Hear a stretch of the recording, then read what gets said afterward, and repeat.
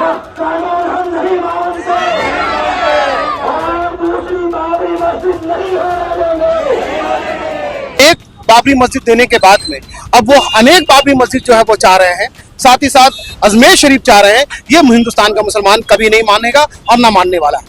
ये दूसरा स्पेन बनाने के लिए पूरी तैयारी हो रही है मुल्क भारत के अंदर में। एक पत्थर हम लोगों ने रख लिया, दूसरा पत्थर रखेंगे तो हमारा ईमान भी खत्म हो जाएगा। मुसलमान को अपने ईमान को बचाने के लिए मस्जिद की जरूरत है, दरगाहों की जरूरत है, खानकाहों की जरूरत है। अगर मुसलमान का ये सब सामान नहीं रहा, ये सब चीजें नहीं रही जो हम लोगों ने अल्लाह के नाम पे वक्फ किया है, हमारे पूर्वजों ने जो वक्फ किया है, अगर ये नहीं रहेगा तो हमारा ईमान भी आस्ते आस्ते खत्म हो जाएगा। जो संविधान हमें हक दे रहा है, लेकिन ये हक हमसे छीना जा रहा है, संविधान को वायलेशन किया जा रहा है, इसलिए मुसलमान सड़कों पर निकला हुआ। देखिए, उन तक यही पैगाम दिया जाएगा कि अभी तो अजमेर बाबरी मस्जिद से शुरुआत हुई थी, अब अजमेर तक पहुंचा, हो सकता है कि आपके घरों तक भी पहुंच जाए, इसीलिए आप बेदार रहें। सड़क से एहतजाज करना ये हमारा संविधानी हक है कि किसी भी गैर कानूनी बिल के खिलाफ या गैर कानूनी काम हो रहा है देश के अंदर या सरकार कर रही है जो हमें पसंद नहीं है और हमारे खिलाफ है, ऐसे चीज़ों के खिलाफ में हमें एहतजाज करना पड़ेगा। अगर आप घरों से नहीं निकलेंगे और डरते रहेंगे तो फिर आपकी लड़ाई लड़ने वाला कौन होगा? आपकी लड़ाई खुद लड़नी पड़ेगी। हर एक की जिम्मेदारी है इस वक्त। पहले तो ये हमारे बच्चों को मारते थे, हमारे बहनों के सरों से इन्होंने दुपट्टे खींचने शुरू कर दिए, पहले दंगे फसाद करवा करके लोगों को मारते थे, अब तो इन्होंने हमारे मजहब के ऊपर और शायर इस्लाम के ऊपर हमलावर हो गए हैं। तो क्या आप चाहते हैं कि आपके घरों में घुसकर अब आपको मारे तब आप निकलेंगे? मुझे तो उन जजों के ऊपर हैरत लगता है जो जज हर रात बैठ करके कोर्ट के अंदर जो इंसाफ के कुर्सी के ऊपर बैठे हुए हैं, वो बगैर किसी सबूत के कोर्ट उस पिटीशन को एक्सेप्ट कर ले रहा और सर्वे का ऑर्डर दे रहा। हैरत होता है ऐसे मानसिकता के लोगों को। अगर ये 32 साल पहले होता तो शायद बाबरी मस्जिद हम लोग के हाथ से नहीं जाता। देखिए, ऐसा है कि 6 दिसंबर का लेके मुसलमान प्रोटेस्ट में नहीं उतर रहा था। मैं आपको कहूं कि 6 दिसंबर का मुसलमान जो है वो अपने दिल में एक पत्थर रख करके इस बात को मान लिया था कि अगर सरकार चाह रही है, अगर कानून के जरिए से अगर कोई फैसला हो तो वो हम लोग मानने को तैयार हैं। मगर ऐसा नहीं हुआ। कानून को बालाताक रखते हुए फैसला दिया गया, सिर्फ एक सेंटीमेंट को लेकर के फैसला दिया गया।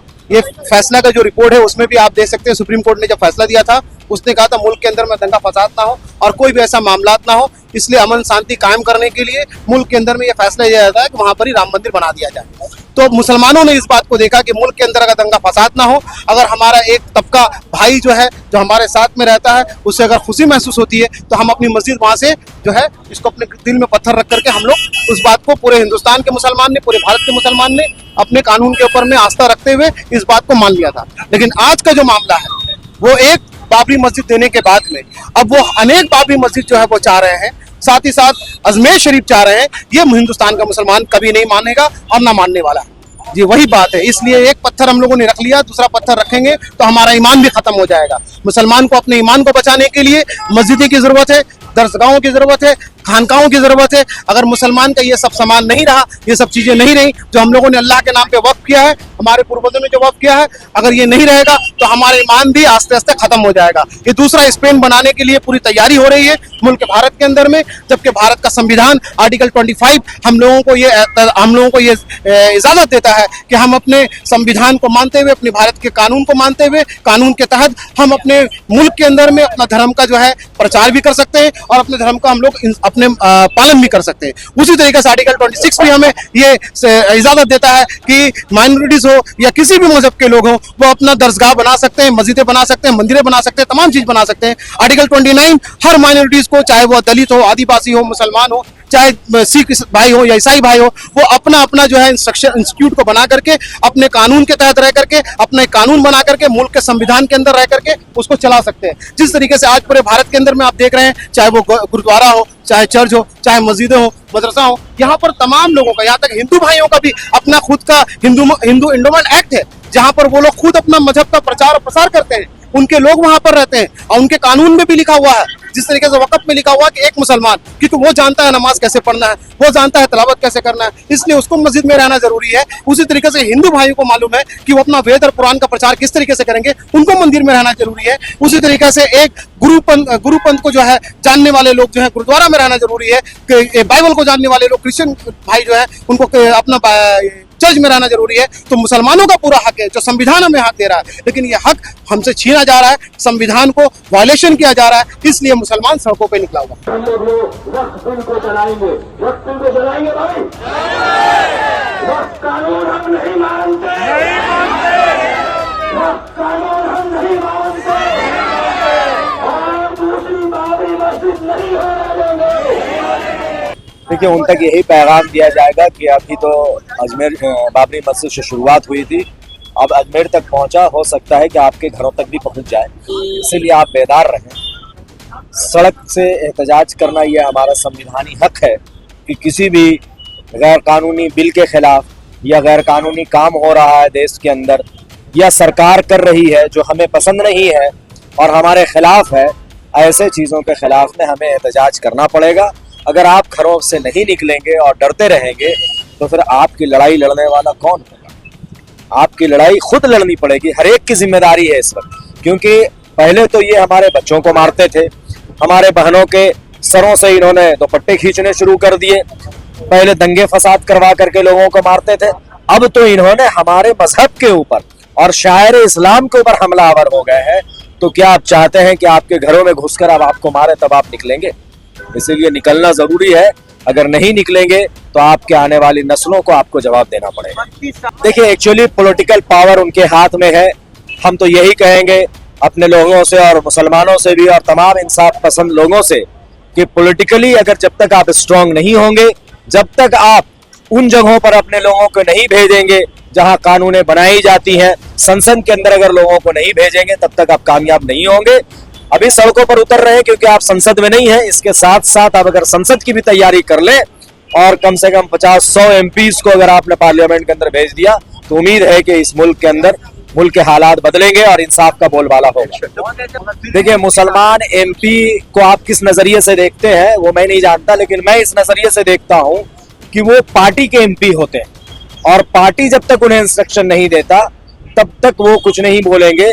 इसीलिए मैं ये कह रहा हूँ, ये सेकुलर कही जाने वाली पार्टियों से थोड़ा सा दूरी बनाए, इनके ऊपर भरोसा रखें, लेकिन उतना नहीं जितना के रखना चाहिए, उससे कुछ कभी भरोसा रखें और अपने लोगों को मजबूत करें। इससे तो कोई कारोबार ना करें, इससे कोई ताल्लुकात ना रखें, इससे तो उनके मानसिकता का पता चलता है। अर्जुन सिंह जैसे लोगों को तो मेंटल हॉस्पिटल में होना चाहिए, क्योंकि ये देश के अंदर उन्हें मालूम नहीं है कि इस देश के अंदर जो सबसे ज्यादा खून देने वाली कौम है वो मुसलमानों ने इस देश के अंदर खून देकर इस मुल्क को सींचा था।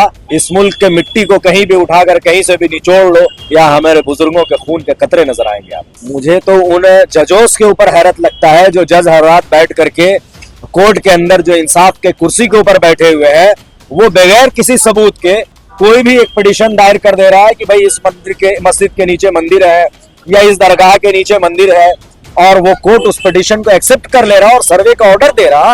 हैरत होता है ऐसे मानसिकता के लोगों को। ये कौन सा व्हाट्सएप यूनिवर्सिटी से पढ़ करके आए हैं जो जज बने हैं? अर्जुन सिंह के लिए यही मैसेज है कि देखो, पंचर बनाने वाले कौन है? आपके जैसा सड़क छाप आदमी का भी मेंटेलिटी वही है जो एक निचली अदालत के जज का।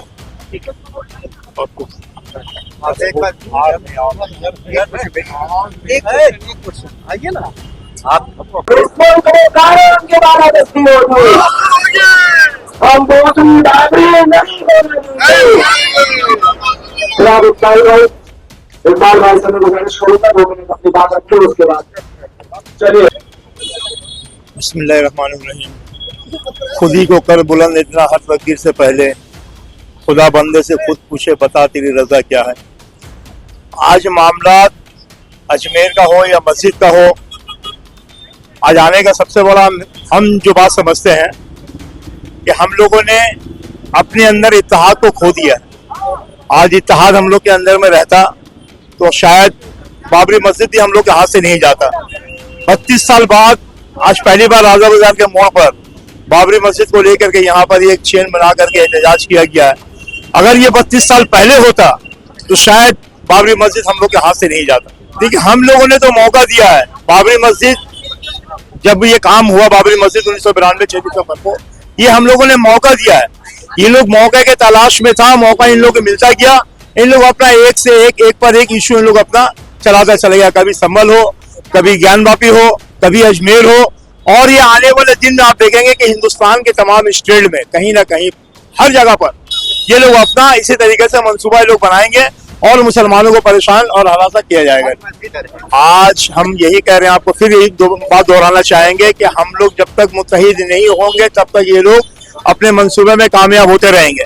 आज हम तमाम आलिम उलमाओं से मैं अपील करूंगा कि तमाम फिरकों के बलाए ताक रख करके आप लोग एक जगह हो, मुत्तहिद हो, ताकि हम हर वो लड़ाई एक साथ होकर के हम लोग लड़ें। और ये तमाम चीज को हम लोग जो हम आने वाले दिन में जो प्रोग्राम लोग ले रहे हैं, इससे हम लोग मैसेज यही देंगे कि हम लोग मुत्तहिद होकर के इस प्रोग्राम को हम लोग लेकर के आगे बढ़े।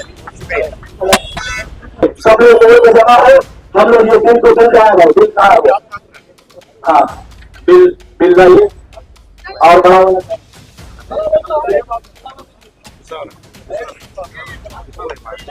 आप हम लोग वक्त बिल को चलाएंगे, वक्त बिल को चलाएंगे भाई।